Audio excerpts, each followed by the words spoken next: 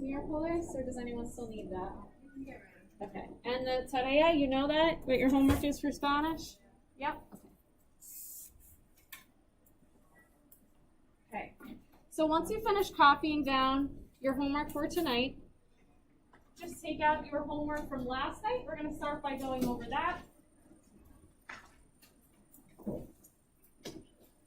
And I know it says put on Google tomorrow night. I'm going to explain that at the end of the lesson once I give you the homework. Ava, you feel ready to take the quiz?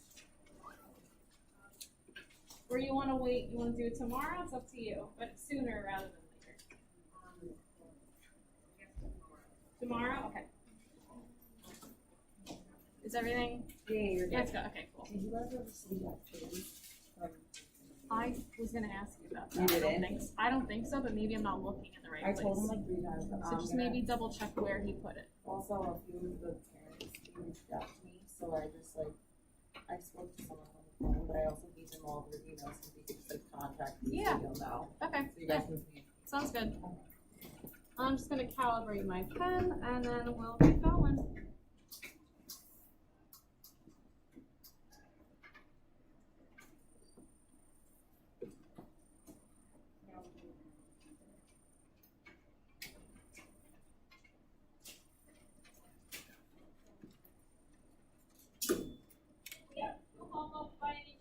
Okay. So your homework for yesterday was homework 2, which had to be put on Google. Your lab homework, which is maybe what you're talking about, the lab homework is to finish the density lab. So technically, yes, anytime you have lab, you generally have 2 homeworks. Okay.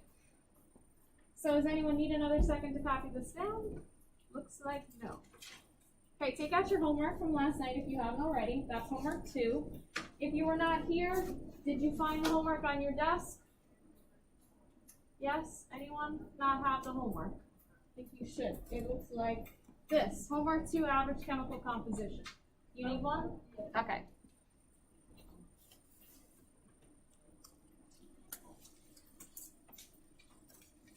Anyone else not have the homework and need one while I'm over here?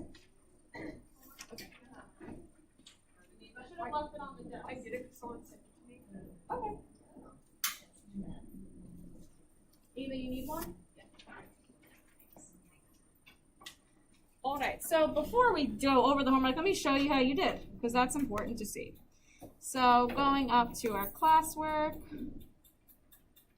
if it loads, there we go, loading in the process. There's homework 2. And let's just kind of see how we did last night.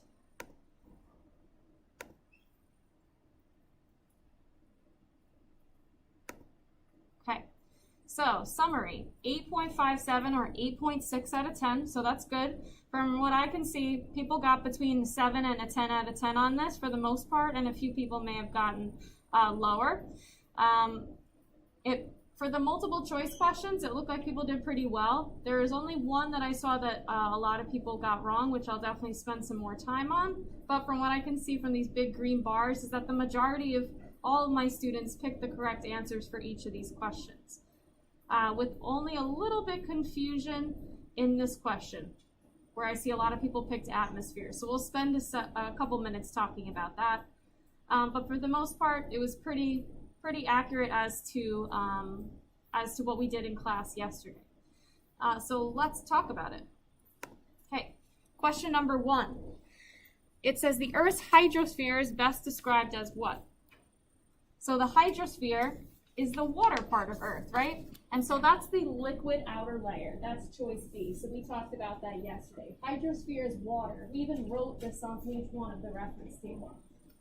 Number 2. What are the 2 most abundant elements by mass that's found in the Earth's crust? Okay, so by mass. So that would be oxygen and silicon. This was actually a question that was in your notes yesterday that we went over.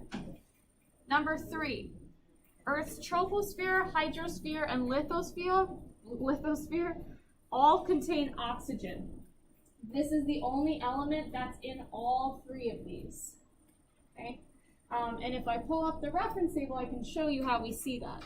So just going to page 1, 3, 2, 1.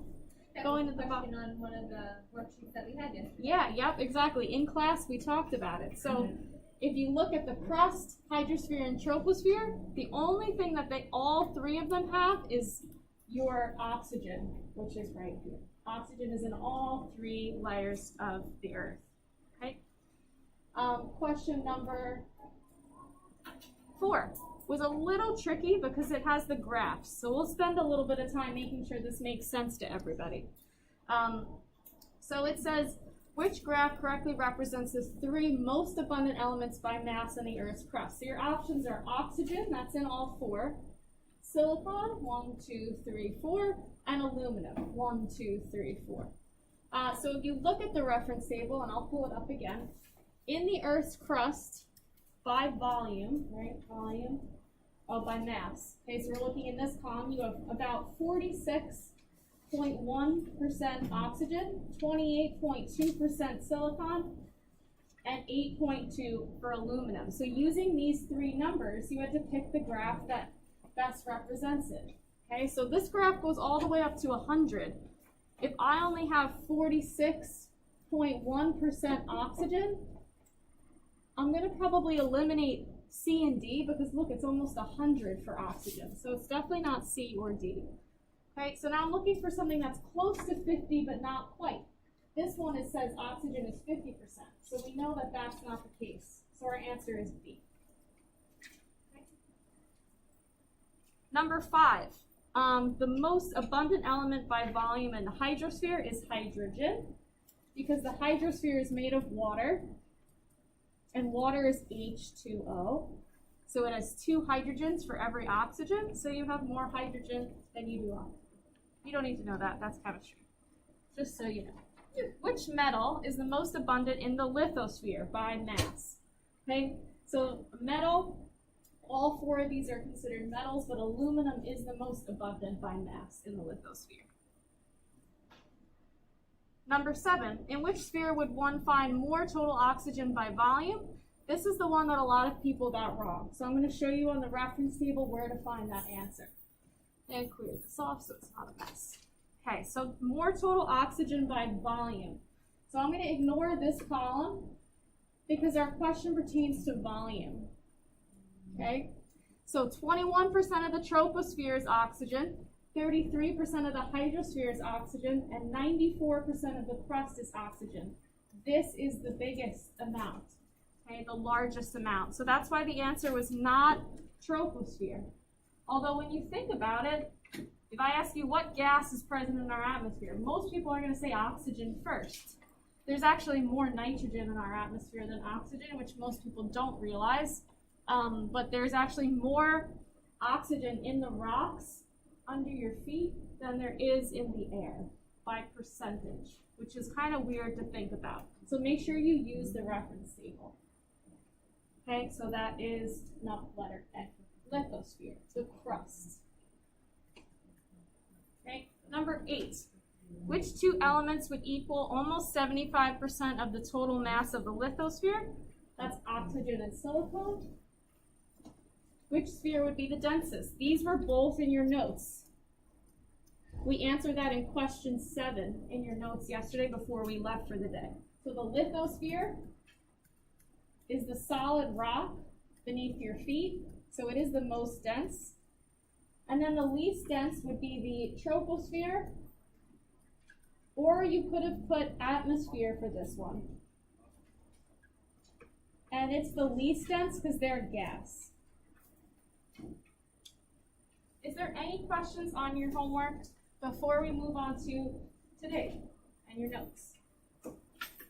Going once, going twice. So take out your notes so you can put your homework away. You will also need a highlighter and your reference table. And we will use whiteboards too, so if you want to get that set up, you can also do that. And I will take attendance as you get everything ready to go. And I'm going to plug my computer in right now, so what happened yesterday does not happen today.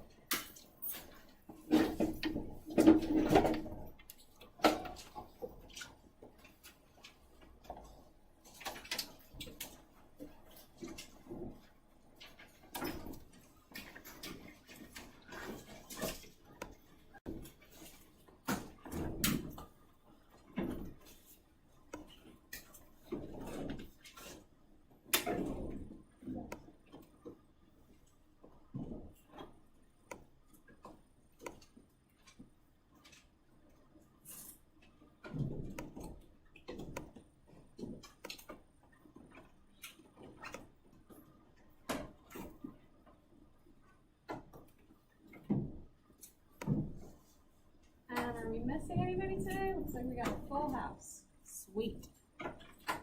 Just gotta put our distance people in. Okay, good to go. All right, notes.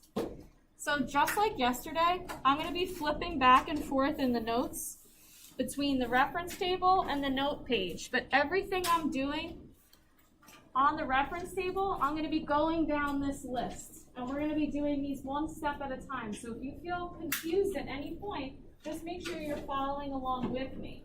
So we're on page 2 of your notes, so please flip the page and go to page 2. And make sure your reference table is handy, because that's our first step for today, is using the reference table. Okay? So I see a lots of green, which makes me happy. So just make sure your reference table's out and open to page 14. Reference table page 14. Okay, so all of our focus today will be on understanding the top of page 14, at least a little bit. Okay, so I'm going to be going down this list. Since everybody looks like they're on page 14, I'm going to put a check by A because we did that. Now let's look at B. It says, find the portion of the chart labeled temperature zones and highlight those words. Notice that the atmosphere is divided into layers based on composition, temperature zones, and their names end with sphere. So let's make sure we know what that means. I'm going to also flip to page 14. And there we go. So this whole chart represents properties of Earth's atmosphere. So notice this is our general term. And on Monday we spoke about the different spheres, the different pieces that our atmosphere is broken into. And you know that they're parts of the atmosphere because they end with the word sphere, just like atmosphere does. Okay?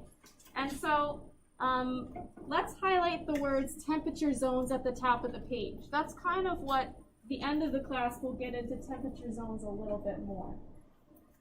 So these are your temperature zones. And so that's this section of the chart here, from the altitude over to here.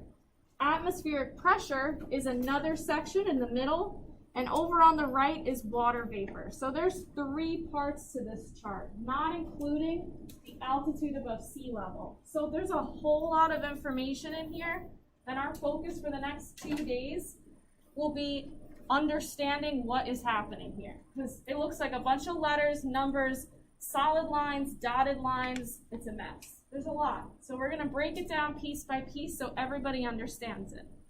Okay? So now we're on letter C in your notes. It says, using the highlighter, trace over the 3 dotted lines that divide the layers of the atmosphere. And you can go through the names of the lines as well. And so these are called our boundaries between the layers. So our first dotted line that we're going to highlight over is the tropopause.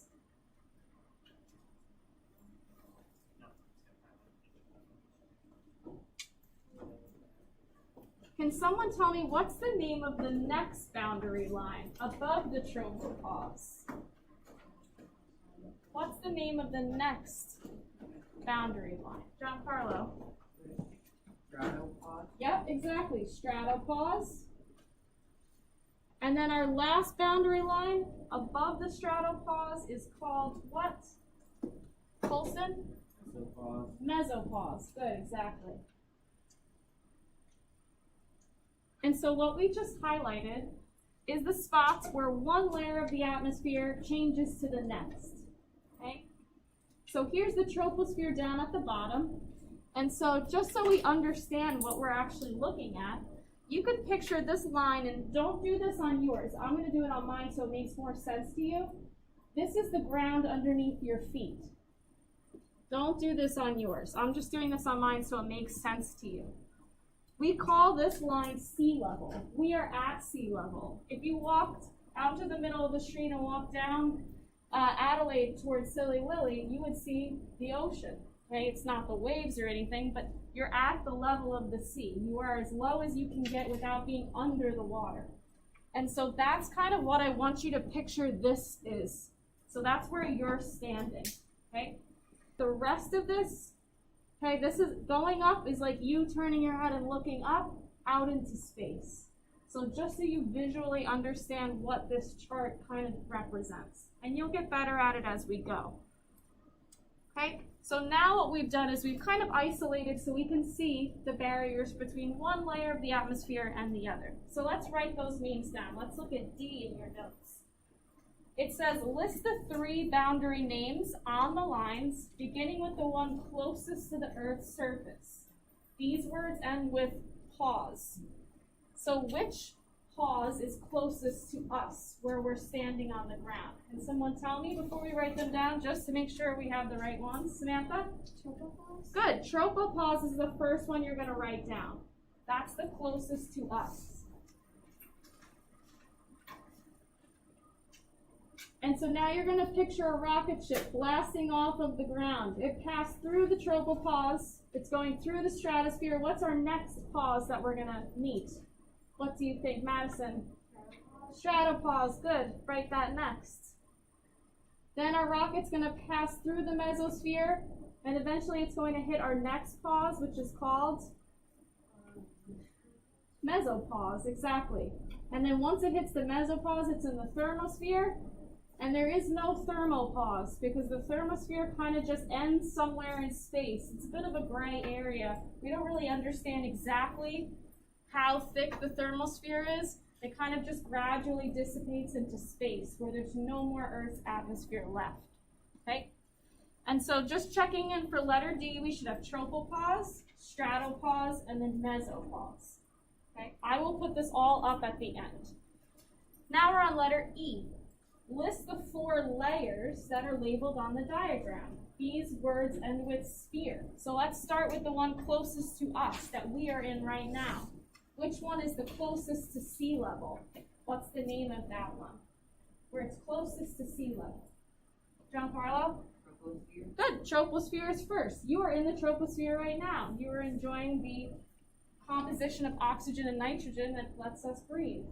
Okay, if you were in any of the other spheres, you would not be alive. Okay, they don't sustain us. This one is perfect. It's like Goldilocks. We need exactly what the troposphere has in order to continue living. So that's our first one. What's the next one on top of that? Yeah, Camden. Stratosphere, good. On top of the stratosphere, which one comes next? Madison. Mesosphere, good. And the one that's furthest away from the Earth's surface, closest to the sun and the other planets, is Samantha? Thermosphere? Thermosphere, exactly. Okay, so checking in, we have troposphere, stratosphere, mesosphere, and thermosphere, which is almost out into space. Okay, so now we have like an idea of what we're looking at. Let's talk a little bit about altitude. So I'm going to pay most attention to the left side. So altitude is here, and it has an arrow pointing up, which means as you get from here and moving upward toward the top of the page, it's higher and higher, which is what the numbers do too. And so the question on letter F says, what is it called when the altitude is 0? So there's a special name with 2 words that we call it when altitude is 0, which is where we're at right now. And if you were at the top of the mountain, you would not be this. Ava? Sea level, exactly. So write in your notes for letter F, sea level. And you may also want to underline it in your reference table on the left. So if I say we are at sea level, what I mean is that we're at 0 kilometers or 0 miles. We're as low as you can go. I think only Louisiana is below sea level, which is why hurricanes are a problem for them. Would be for us too. Right? Yeah, that's for the sea walls for, but I don't know that that's super helpful. Right. For category 4 hurricane, definitely not. So here's sea level, and so this whole bottom line that I traced in blue just before is 0 altitude. Okay, all the way across. Yeah. We went to a trip to like the mountains on one of my dad's birthdays, and my brother was like screaming, "We're above sea level." Yeah, yep, exactly. If you go to Long Island and go north into the Catskills, you're above sea level. Yeah, if you're above the level of the ocean, you're definitely above sea level. but only by a tiny bit. It would be even hard to represent on this graph because of how much thicker these other layers are. All right, so now let's talk about altitude. There are two scales we can use for altitude. Can anyone use the reference table to tell me what are those two scales that we use? What two scales? Good, 3 hands, 4 hands, maybe 5 hands? Take a look toward the left. Look at your altitude scale. If you don't know what the words are, you can tell me the letters too, but use the reference table. Yeah, Sarah. What'd you say? If you look toward the left of the scale, look at the top of the altitude scale. What two letters do you see on either side of the line? Yep. And MI. Good. So this is kilometers and this is miles. There's 2 units for altitude. How nice of them to give you 2 units. Actually, it's very annoying because we get very confused on which side we're talking about. So it's super important to make sure you know whether you're looking on the left or the right. So in our notes for G, the 2 scales used for altitude are KM and MI.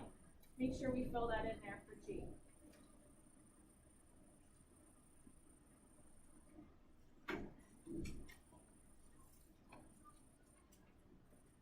And so the next part to this would be figuring out what each of these scales are counting by. So everybody look on the left side of the altitude scale. Can somebody tell me if this is 0 at sea level, and then we have 1, 2, 3 lines and then 40, what are we counting by on the left? What are we counting by on the left? What do you think? Full. Tens, good. So by kilometers, I'm just going to write tens. And maybe to make my life a little bit easier, I'm even going to label the first couple lines so I remember. 10, 20, 30. Right? Now, fill this in your notes as well for H. Like 10 and 20. So I'll pull it up here too, so you can see what I'm talking about. So how many kilometers does each line represent? 10 kilometers each. Okay? And then the next one, I made a little typo. So the first one's correct, but the next one should say how many miles does each line represent? So once you fix that, take a look at your miles scale and see if you can tell me what is each little miles line worth. If I have 0 here, I have 1, 2, 3, 4 lines, and then 25. What is each one of these tiny lines worth in between? Good, 3 hands I see. I'd like to see some more. 4 hands, good. 5, 6, 7. Ooh, I'm so excited. Michael? 5. 5's, good. So up here, next to miles, I'm going to write 5's. And maybe even to make my life easier, I'm going to label this 5, 10, 15, 20, so I don't forget. It's super easy to confuse these. Okay? So now what I would like you to try is to tell me what is the height of the tropopause, so our first highlighted line, in kilometers. And when you have an answer, grab your whiteboard and write it down on the whiteboard.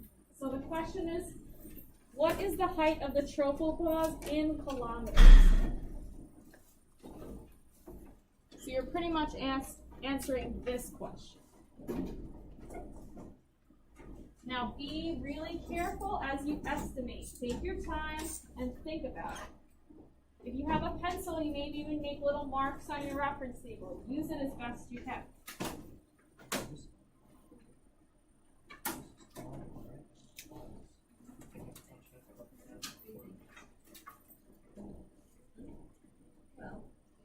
And make sure you include units. This answer should be in kilometers. Make sure you're using the kilometer side of the scale.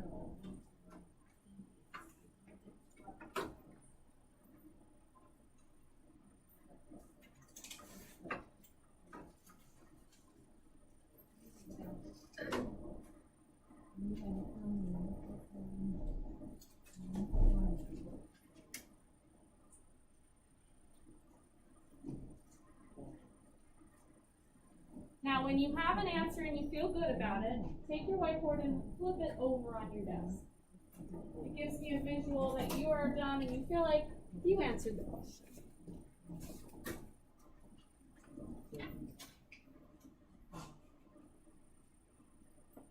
And I'm going to zoom in a little bit more because I can.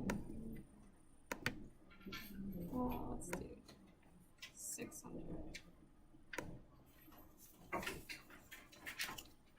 Okay. So you have your answer.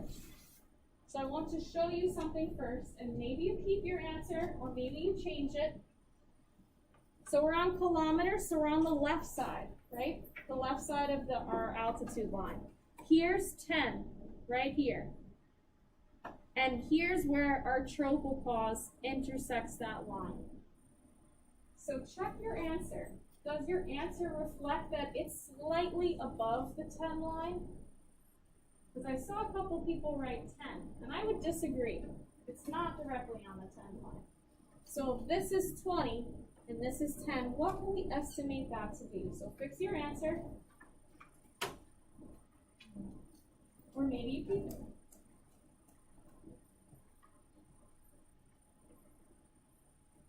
Okay.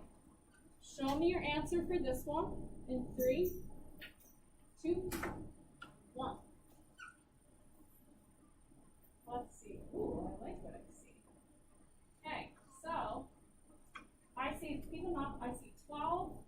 I see 14. I see 15. I see another 12. I see between 12 and 13. I see an 11. Let's see what else. 10 to 13. 15. Okay, put them down. Let's talk about them. So, when you're estimating, and then I'll give you the correct answer, don't worry, I won't leave you hanging. When you're estimating, the best thing to do is give yourself a smaller area. So this is a pretty big area to estimate. So if I have 10 and I have 20, about halfway, this would be 15. So if I look at where my line is, and this is 10 and this is 15, I need a number that's going to be in between those. So I would say if you had anything between 12 and 13, I think that that's a pretty safe bet. 12 and 13 is like the nice kind of middle of this area. 14 would be a little bit closer to the 15, and 11 would be really close to the 10. So you want to try to be as exact as you can be. So in your notes, just make sure you fill in anything between 12 and 13 kilometers would be good for the tropopause. Okay, now let's stick with kilometers and let's answer the next one. This one should be a little bit easier because you really don't have to estimate. So find me the altitude of the stratopause. And when you feel confident, put your answer on your whiteboard and then we'll fill it in your notes.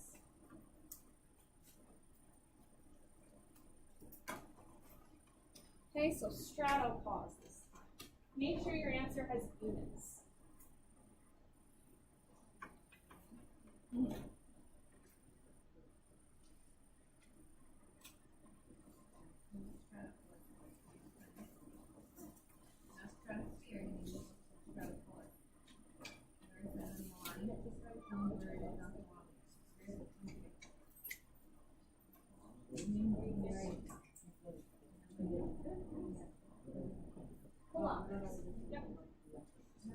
Okay, I think so far I like what I see. So give you about 30 more seconds to come up with an answer. And hopefully after doing this too, you get more comfortable using the scale, right? The first one's always the hardest, especially to get to estimate. But then you're going to get used to it and it'll be more comfortable.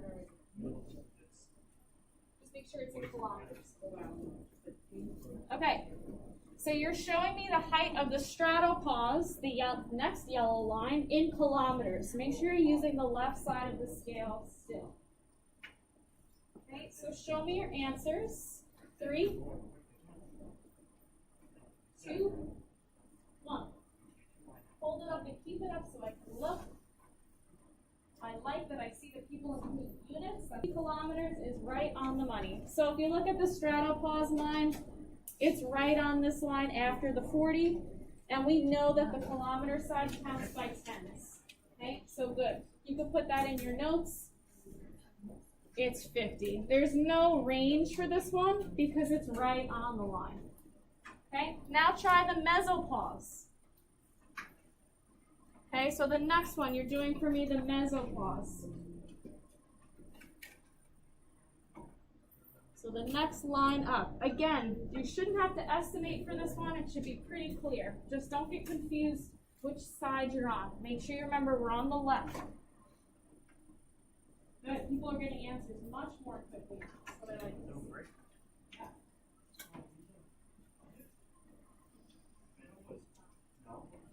Okay, 30 more seconds to write your answer if you haven't already. Okay, show me your answers, please. 3, 2, 1. Good, 80 kilometers. Beautiful. Great job, guys. Good. Okay, now we're going to shift it up a little bit. And now we're going to talk about miles. So now we're on the right. So I would like you to first get me the altitude of the tropopause in miles. So when you're looking at the reference table, just make sure you're on the right side of the scale this time. And you're going to have to estimate for this first one. So use kind of the same way we did before. I zoomed it in a little bit up here on mine, so if you want to check that out, you can. And just like before, there'll be a range for this one, because it's not right on a line. So just estimate the best you can.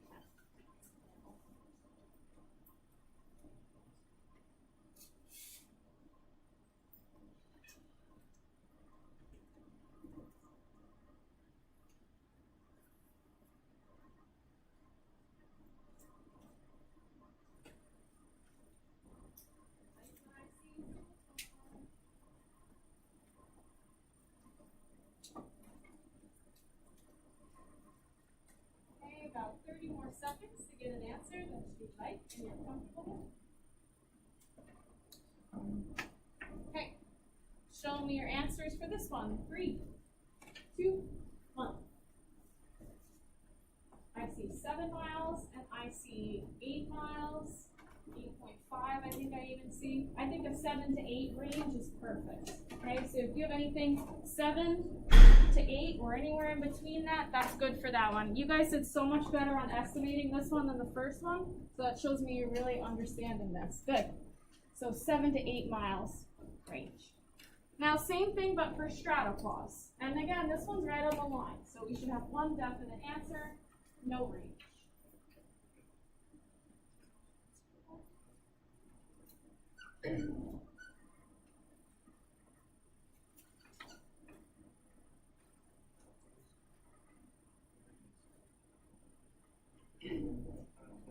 Oh, actually, this one you do have to estimate a little bit. Sorry about it. It's not exactly on the line. So again, 1 second, then I'll yeah. The straps, the kilometers is exact for that one, but not for miles. Yeah, so estimate again. So more practice doing that. Better to do it in class for success. Okay, so I'm going to pull mine up here so we can estimate it together too. Okay. So, 10 more seconds to get your answer down if you haven't yet. Okay, show me your answers for this one. 3, 2, 1. So I see 30 to 31. I see 29, 28, 32, 31 to 32, and a 31. Okay, so put them down. Let's look. So here's 25. What's this next little line's worth? Right beneath the stratopause. What's that little line, Camden? 30. And then what's the line above it? What's the line above my stratopause? What do you think, Giancarlo? 35. Good, 35. So my answer needs to be between 30 and 35. And what is the line closer to, the 30 or the 35? What's it closer to, would you say? It's definitely not in the middle. Madison? 30. Yeah, it's closer to the 30. So I think if you gave me a range between 31 and 32, that's exactly where you want to be. Okay, 31 and 32. Exactly.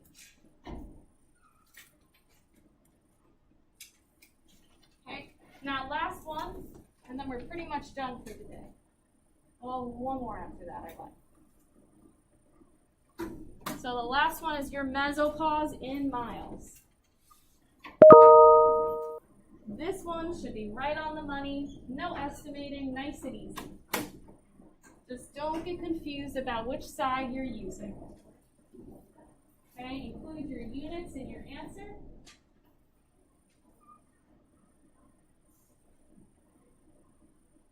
Like what I see so far. Although some people may be getting confused of miles versus kilometers. So just look back at yours and confirm that you use the mile side, not the kilometer side. Okay. Show me your answers for this last question on this. 3, 2, 1. I see a sea of 50s. That is exactly correct. You're right on the line. And I didn't see anyone that put an 80, which I thought someone might have, but nobody did. So that's good. So 50 miles is exactly correct. So just make sure you have all these filled in on your notes, and then I have one more thing to do, and then I give you your homework. Okay? So the last question I have for you using the reference table, and I want to see the homework once you're fully confident with that. So when you get one, you might want to write at the top, due on Friday. Oh, thank you. Yeah, John?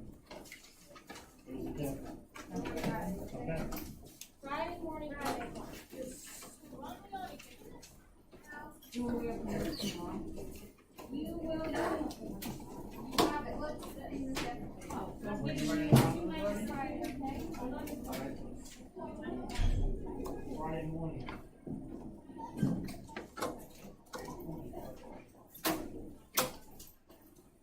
Okay?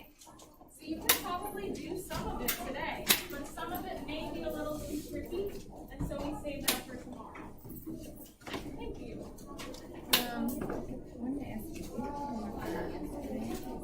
Yeah, 2. Okay. How many do you need? 1. Just 1? Okay. No problem.